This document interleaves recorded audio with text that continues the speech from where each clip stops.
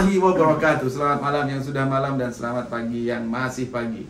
Alhamdulillah hari ini kita sedang bersama trio dahsyat. Yang pertama dari kanan siapa? Ya, assalamualaikum warahmatullahi wabarakatuh. Alhamdulillah di sini ada Kang Ilan yang melengkapi tim. Masya Allah tabarakallah, sudah sekian lama kita berpisah ya, mempunyai kesibukan.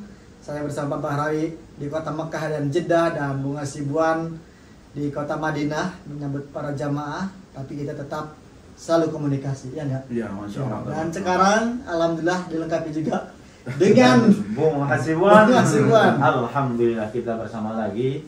Tentu di balik kesibukan kita masing-masing, punya aktivitas masing-masing. Jika ada waktu-waktu luang seperti ini, kita usahakan juga berkumpul bersama trio dahsyat. Yang penting kumpulnya itu, dimanapun kumpulnya terserah ya. Iya, yang paling penting bisa bertemu. Yang paling utama juga bertemunya di kota suci Al-Mukarram. Alhamdulillah. Amin. Nah, ini beberapa hari kita berpisah dengan Bung Hasibuan nih. Betul. Kita dari beberapa hari sebelumnya ke Jeddah, sering juga menyambut tamu kita, Ya benar-benar. Berarti kita nanti, karena kan trio dahsyatnya ada tanggung jawabnya masing-masing, nanti insya Allah kita akan laporkan semuanya. Betul. Apa saja yang kita lakukan, apa saja ininya, apa saja kelebihannya, kekurangannya, insya Allah. Dan Bung Hasibuan selama ini hampir 10 hari, 10 hari. 10 hari ya. di kota Madinah. Jadi 10 hari semua maksudnya dengan kota perjalanan. Kota Mekahnya ya.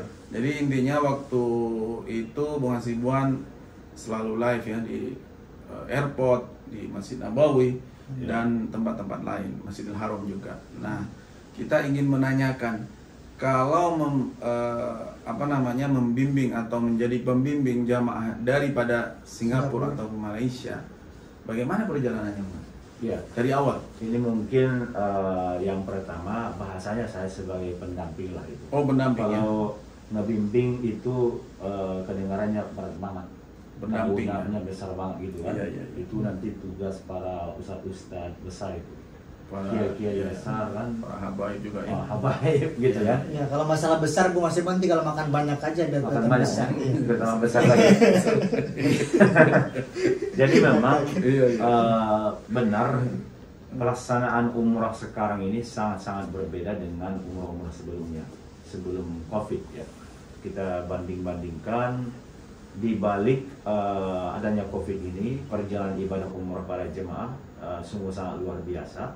Sekalipun mungkin nanti ada plus minusnya ya, termasuk yang pertama itu ketika jemaah sudah tiba di airport, kita langsung proses untuk pembelian SIM card di sana. Oke, karena untuk daftar aplikasi Tawakkalna dan juga Iktamarna. Selesai itu, nah yang saya lihat termasuk ini juga kelebihannya, di saat di airport itu landing para jemaah sangat cepat selesai. Biasanya kan agak lama tuh, misalnya mungkin sampai 1 jam, ini tidak sampai 1 jam. Sudah keluar dari counter imigrasinya, jawazatnya itu, kemudian langsung proses SIM card ini, dan kita langsung segera naik bis menuju ke hotel. Ya. Nah, sampai di hotel, sesudah semua diproses dan sudah terdaftar tadi di aplikasi Tawakkalna, ini para jemaah bisa langsung menuju ke Masjid Nabawi dengan aplikasi Tawakkalna itu.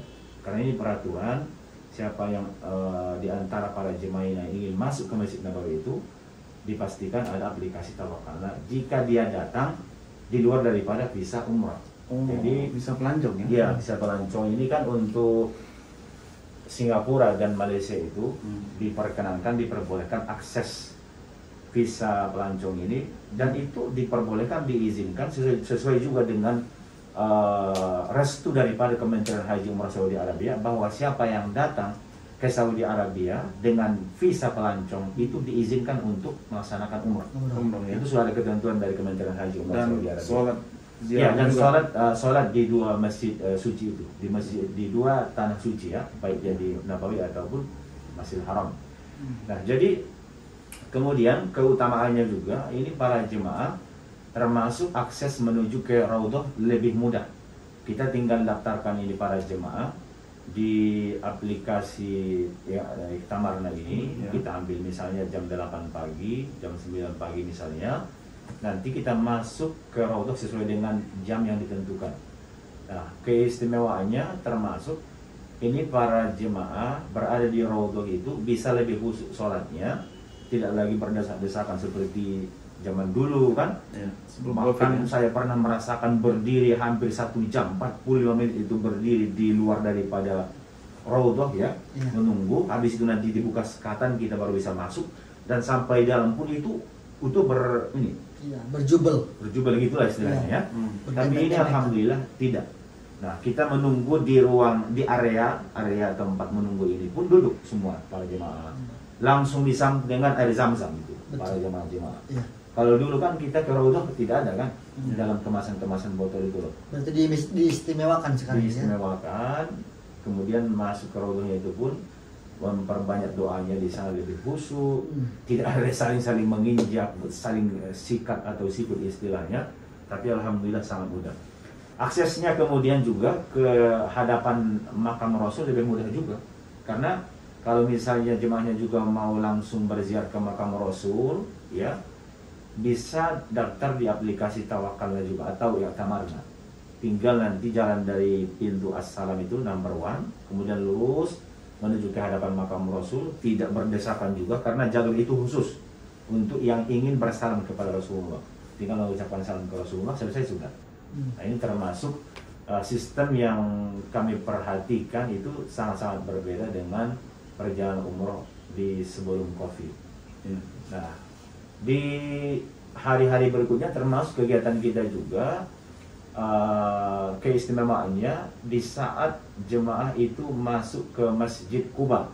Nah, itu beda lagi ya? Beda lagi, kan Masjid Quba itu ini ziarah hari berikutnya ya. City tour. Nah, city tour di sekitar Madinah. Di saat kita berada di Quba pun itu alhamdulillah tidak terlalu berdesakan.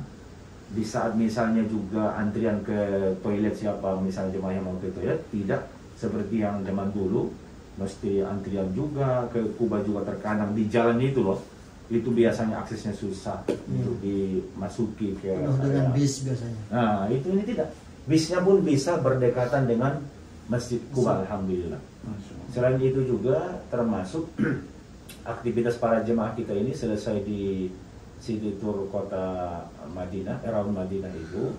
Selanjutnya ada kegiatan-kegiatan kita buat di sana, tazkirah, kemudian juga manasik ya. Habis itu ada manasik juga. Manasik lain. Ada manasik kita buat di sana. Tazkirah lain, manasik lain lagi. Ya. Kalau manasik itu bahasa Malaysia, bahasa kursus umroh namanya. Kursus Kalau kita manasik umroh ya. Untuk ini lagi mengulang balik istilahnya. Walaupun di Singapura ini sebenarnya sudah ada manasik. Ada kursus umroh, tapi di Madinah kita buat lagi supaya jemaah lebih memahami, karena kita sudah berada di lokasinya nih. Jadi sudah lebih real kan. Kalau yang di Singapura misalnya nanti ada manasik, atau mungkin di Indonesia, di Malaysianya kan itu masih dengan gambaran-gambaran yang tempatnya masih jauh. Tapi kalau ini langsung kita sebut, misalnya Bir Ali dari hotel kita ini hanya sekitar 20 menit, jadi kan sudah semakin tergambar itu. Berarti nanti urutannya kami dari hotel akan ke Bir Ali untuk berniat di sana, tidak jauh dari sini gitu loh. Jadi lebih terbayang lagi. Dan kemudian kita perjelas lagi bagaimana nanti tawafnya, sa'inya, sistemnya seperti apa.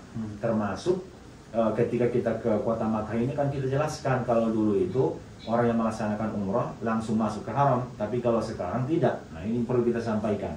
Di Madinah sudah kita sampaikan. Nah, jadi selesai itu, kemudian kita juga ada melaksanakan ziarah wada namanya.